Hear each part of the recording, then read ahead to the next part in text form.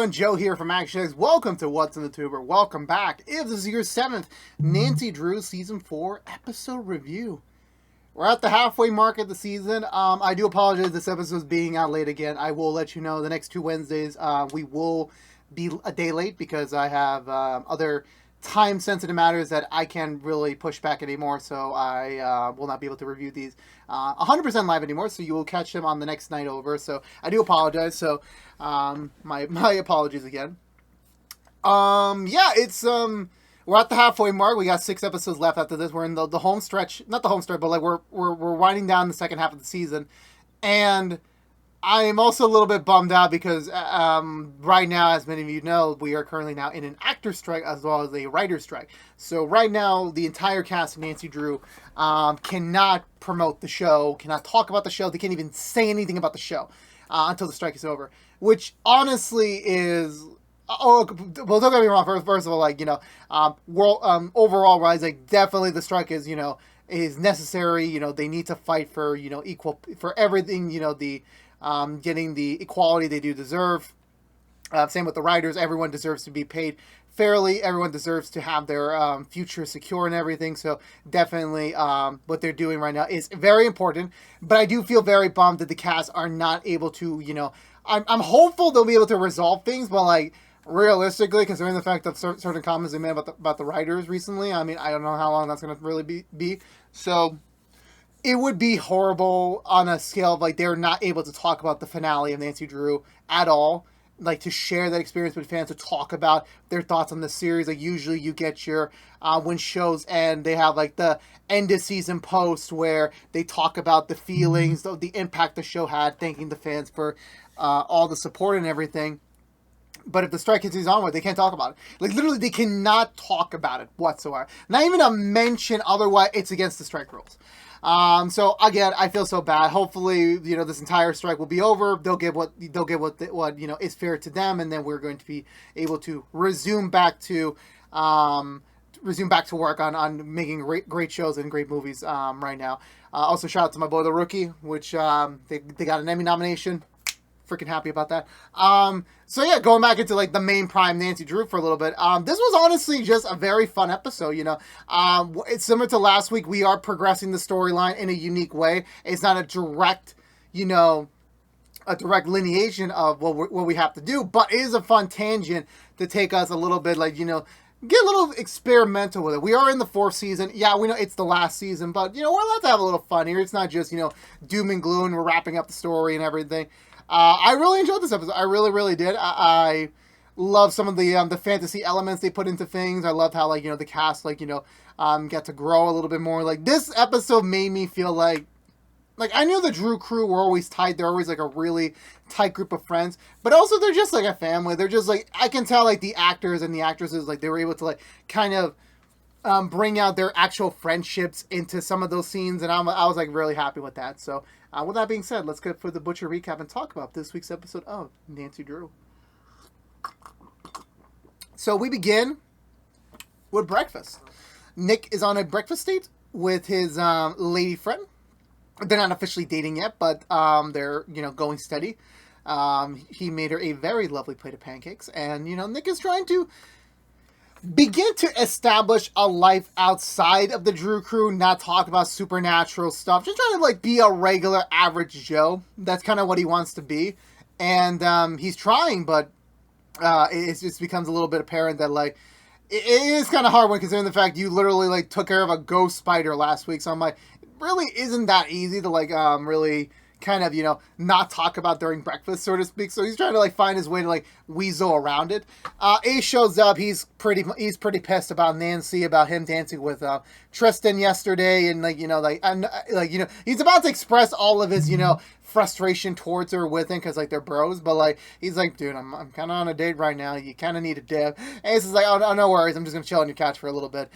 Then Nancy also shows up, trying to pitch Nick to help her out because she was remembering something about the black door and how they need to find the a way to contact one of the spirits who was there that was in connection with the black door. And again, Nick's like, I'm kind of on a date here. Y'all really don't know the meaning of privacy. I mean, I don't know. Maybe I know they got a group chat or something. I'm pretty sure they could say, "Hey, I'm on a date. Do not bother. Like only SOS emergencies." And but again, Nancy doesn't care. It's like I'm gonna go make some coffee. And I'm like, yeah, I'll just walk over your friend. Like your friend's rich and you're just walking all over. Like you have no respect for Nick whatsoever.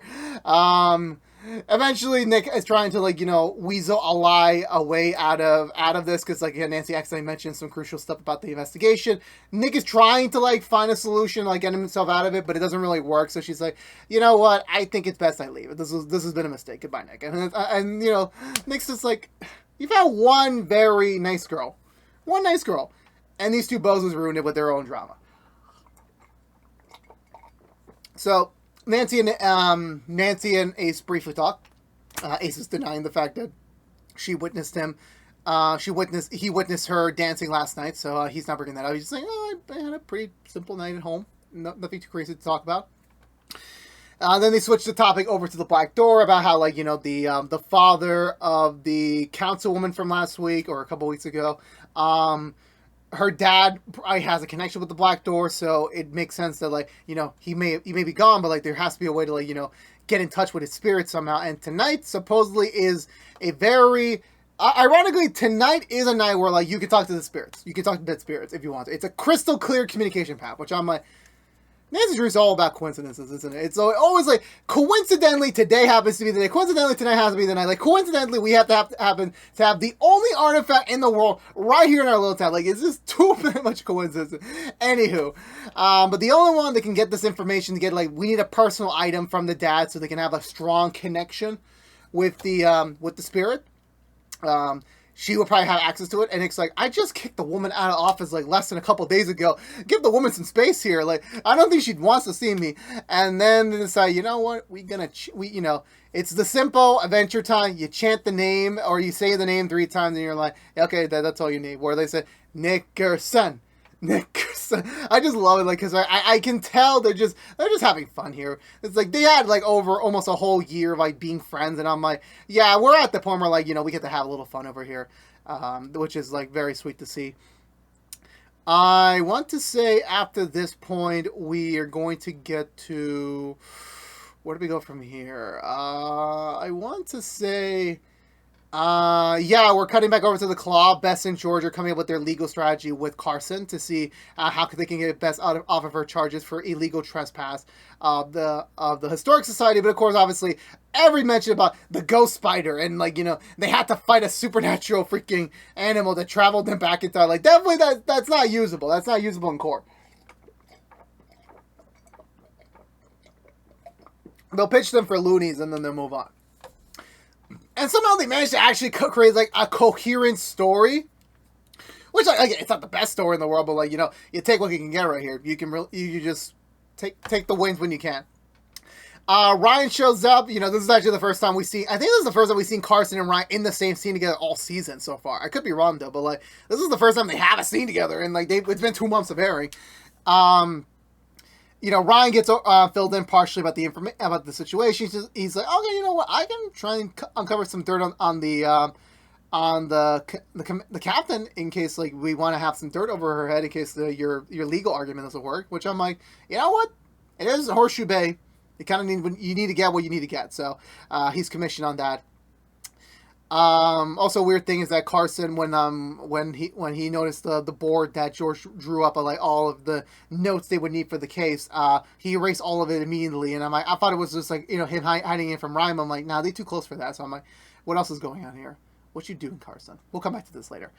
I believe beyond this point, we get back to the entire Drew crew heading over to the castle, where the item in question that they found to connect them with the spirit of the dad is an old board game, which I'm like, I have no idea what the hell this is. But it was close to. He was a vintage board game collector. I respect that, and this was one of the last games he played before he died. So hopefully this would provide the key that they need to reawaken his spirit. So they put the feather, which is ironically the MacGuffin for this episode, that will allow them to communicate. They tried performing the thing, but it's not really working. It's not fully connecting, so to speak.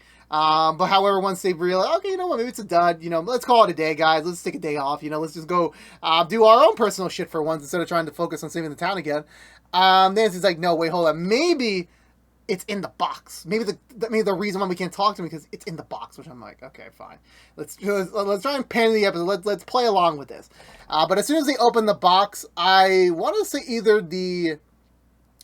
Oh, no, not yet. Not yet. I want to say eventually, I am really... So they're about to set up, but before they officially set up, Nancy pulls aside Ace to, like, confess to him. They're like, yeah, I know you knew that I was dancing with Tristan. I know you were here last night, so, what's going on? And Ace is like, okay, well, I saw you dancing. I mean, I was just passing through. That's it. You're allowed to dance whoever you want, so nothing I can do right there. You're moving on. That's it. That's perfectly fine.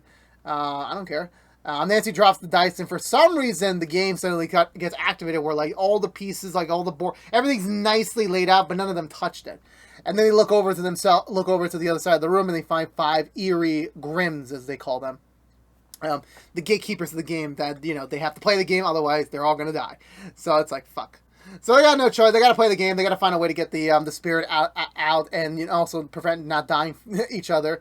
The game is confusing. It revolves them doing a lot of dares that has physical manifestations of the creatures in question for some reason. Honestly, it's like I akin this to Jumanji a little bit, where like you're playing a board game and for some reason you get to feel everything come to life, which is it's really interesting to say the least. So we got no choice. We got to participate. So it's a little fun montage of them, fighting solving these riddles, having to fight these monsters. It's honestly a little fun. It's just a fun scene, mind you. Them having to do some crazy stuff to get there. Eventually, I want to say they come across a point where like they're on a time clock because not only does Bess need to provide her testimony, her not dissertation, her I forgot what it's called. It's basically before you go to court, you have to like give your statement. I think it is give your statement, and she has to go. But when they were like setting up the game, they found out that if you don't roll your dice quick enough, the Grimm start choking you alive, and then they'll like actually kill you because you're taking too long to play the game. So that really isn't gonna fly here. So that's gonna create a problem for them. So they're trying to figure out, okay, how do we get Bess to like get over there as fast as they can to come back and resume playing the game. And also, again, I don't know how deep inland this castle is, but like, there's absolutely no way Bess is gonna go all the way to the police station, do her lengthy statement, and then come back. There's no way they're gonna delay that. Like, I'm pretty sure like they'll be back on her turn when she gets into the car. Even I want to say like Nick is also getting messages from the girl that say, hey, you know what? I was a little hasty. Let's talk. Let's give this another chance. But of course, Nick wants to like get to her, but like he's already tied into the game, so like he can't just leave. Otherwise, he's gonna die. They do another Nick chant. I swear to God, like this is the scene like I loved, where like they're just laughing, having fun. They're real friends. And again, like I'm just coming off rewatching season 1 about a couple months ago, and just seeing them like they were growing their connection. They weren't true friends yet, but they were getting to that point where like they were feeling comfortable around each other. They're like, this is my friend group now, and it just felt really, really sweet. It really did. I actually, I love this scene a lot. So Bess goes off to do her report. So not her report, her statement, and so the others are going to try and delay their turns as much as they can, so that they could probably, be able to give Bess enough time. But the problem is that I want to say, when it's Nick's turn, I think Nick came before Bess, and it basically skipped his turn. So I'm like, it's Bess's turn again. So they really have no choice. Oh yeah, no, I almost forgot. I almost forgot to skip the scene. I didn't forget to skip the scene, but I almost did skip the scene where George gets a call from Carson because Carson was asking, where are you guys? And it's like, oh yeah, Bess is on the way. I'm not coming because I have to go do something else. And Carson assumes it's just her distancing herself from him, and he's explaining, hey, look, the reason why I erased the board was because I'm dyslexic, that it takes a while for me to understand things. So you writing the board like that, it wasn't understandable to me, and it was bothering me. So I decided to erase it so that I may be able to understand it another way. So honestly, I thought that was very a little random. Like, it came out of nowhere, but like at the same time, like it is something that, like, you know, I'm pretty sure Carson like kind of held himself back. I'm like admitted, but like, you know, a little random in my opinion, but it was sweet. But meanwhile, in the background, Nancy just like yells at Ace about how like Ace had the no, because Nick paid for the extermination services to pick up the freaking weasel, not the weasel, the animal that Nancy was hunting down for like weeks, and Ace found it and then let it go again. She got so mad because like not only did Ace lie to her about the dance, but he also lied to her about like having this thing. And he's like, well, he chose to leave. What was I supposed to do? It wasn't my responsibility to capture and say that was your responsibility. And you know, she's just hella pissed at him right now. She really is. Like, it's actually like genuine like anger towards him. So that's when they realize that like it's, you know, Nick's turn has passed and now it's Bess's turn, so they got really no choice but like they got to move the game to town so they can keep playing it. So Bess is already giving her statement at the station. Again, it's like really not the best statement in the world. It's like very loosely, not well put together. But sad to say, the spirits arrive and they start trying to choke out Bess. So she's getting slowly choked out by the being. Thankfully, Nick shows up at the nick of time to, no pun intended, to make her roll the dice, make her do her turn, and then thankfully she's safe. She's good to go. So now they got to focus on like her beating her monster. So they got to get back to the car, figure out the riddle chest. But sadly, the monster she was meant to face off shoots an arrow in behind her, meaning she's dead and sent to the spirit world of the game. So they fucked. Also around the same time, before we get to like the final scenes, Ryan shows up, talks to the detective about like, you know, the historic society, and explains to her about like, you know, I mean, I know about some things about you that like you would love to know about, that I discovered about you. So if you don't let Bess go back to the historic society, I might have to leak that information to the world. So she's like, okay, you want to play that way, fine. You know, Bess can go back to the historic society. Nothing I can do there. Which I'm like, great. Blackmail always works, ladies and gentlemen. It always works. We're back at the club. They're setting up the game again so they can go save Bess. Ace and George have an aside about like how does it feel to be like friends with like your exes, kind of.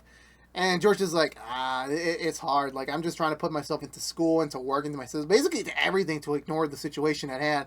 And Ace is like, I work in a morgue with dead bodies. And I was just like, I love you, Ace, so much. I really, really do. Meanwhile, Nancy and Nick are talking about the spirits and how, like, you know, that Nick just wants to have a normal life. He just wants to, like, you know, find a nice girl, go, you know, be successful, be dating, be a happy man, and you know, not to say he doesn't love his friend, not to say he doesn't love the, you know, doing what he does, like helping people, but at the same time, it is starting to weigh in on him a little bit. Like, he is not 100% happy, really, and it gets a little discomforting at times. So they resume the game, and they're like, okay, you know what? We gotta expedite this because like the night's almost over.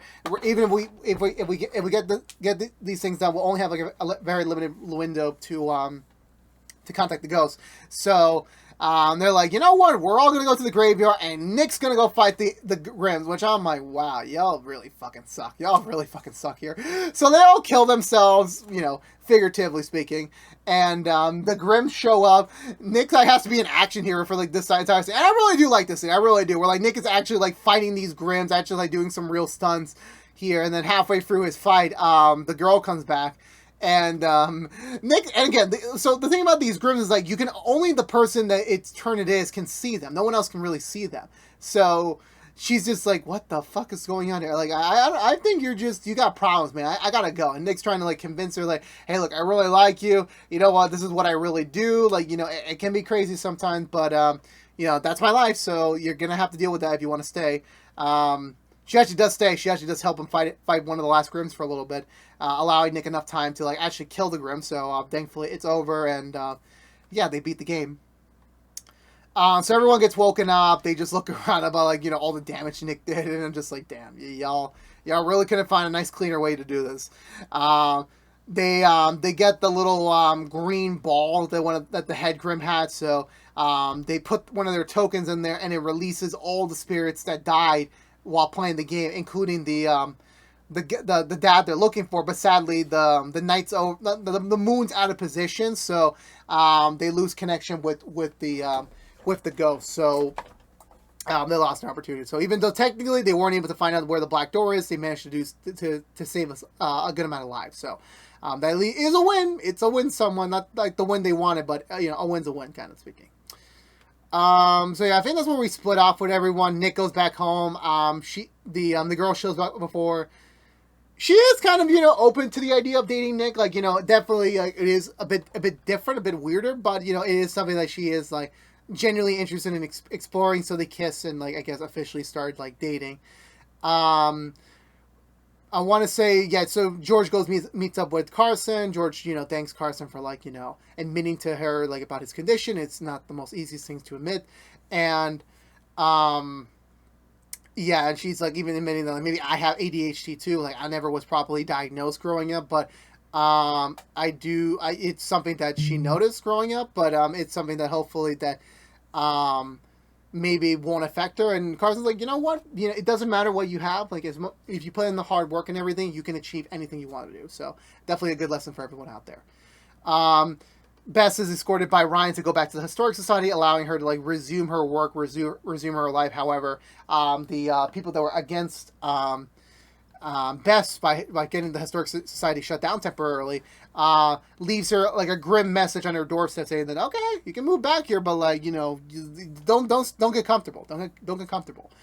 Then we're back at the Claw. Nancy's doing the entire cleanup, which honestly it does make sense. I'm pretty sure it's the most work she's done for the Claws in months by this point. Ryan, not Ryan. Ace shows up to pick up his silver. That helped him out with the case, and Nancy just again re-implodes on him, saying that you lied to me, like you promised me that okay, you didn't want to be together, you didn't want to fight for us. Okay, that is what it is, but like you never gave us a chance to like really be friends again. You never gave us a chance to like say like oh we could just go back to being normal. Like you just lied and like did all this thing behind my back, and like how do I trust you again? And again, I do understand both sides of the story. I really do.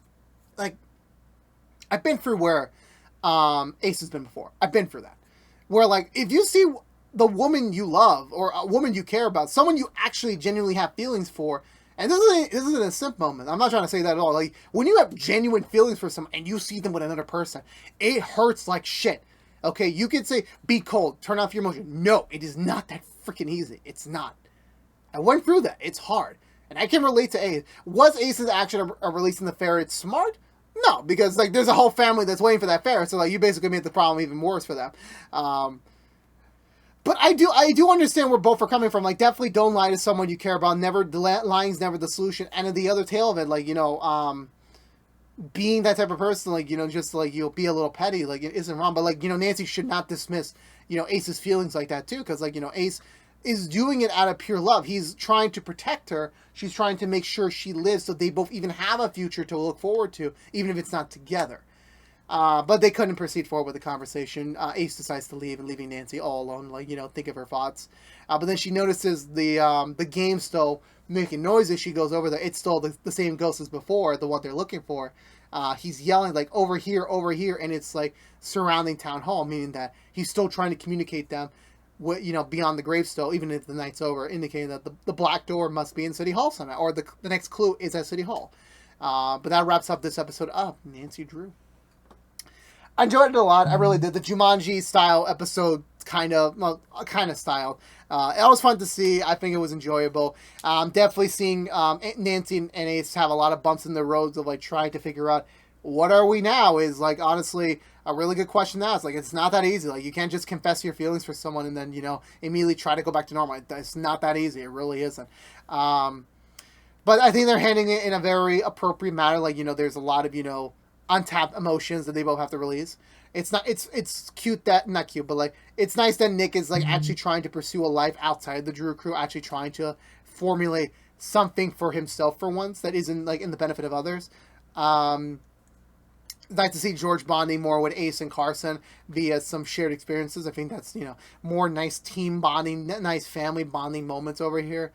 And yeah, Bess is just always like, I don't know why, but Bess always gets the butts of things. Like, always getting like the butt of like every bad thing happened to her. Like getting hit by an arrow was just, it was not pleasant. It was not pleasant to say the least. I really feel sorry for her about this. But yeah, now we're at the halfway mark of the series. I think we are moving at a pretty good pace. 6 episodes. There's still a lot more room for story left to tell.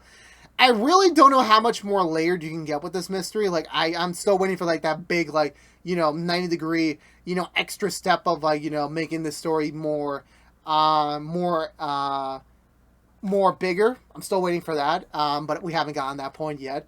But in all honesty, I really did enjoy this episode. I really did. I can't wait to see what the second half has in store, and I can't wait to see more next week. So with that being said, I'm going to give this episode 2 thumbs up. I enjoyed it a lot. Let me know in the comments below what you think of this week's episode of Nancy Drew. I would love to hear your comments down below. I believe that's going to do it for me tonight, everyone. So, in other words, this has been What's the Two from ActionX, reviewing every episode in the final season of Nancy Drew. If you want to know what we're doing normally, What's the Two beside our Nancy Drew episode reviews. Right now, we're currently doing the Crowded Room reviews each and every week after brand new episodes on Apple TV. Within the next 2 weeks, we're also going to have our How I Met Your Father Season 2 definitive review with George. He's back in action, babies. He's going to be here for a while, so stay tuned for that. But if you don't care about Nancy Drew, your luck will be back next week with another brand new episode review, so stay tuned until then. But again, thank you so much for watching. Please subscribe if you haven't yet. Like, favorite, share if you want to. Ring the bell and follow us on social media. But until we see each other again, for all you members of the Drew crew out there, thank you so much for watching. But until next time, stay safe out there, be good to each other, and as always, peace out.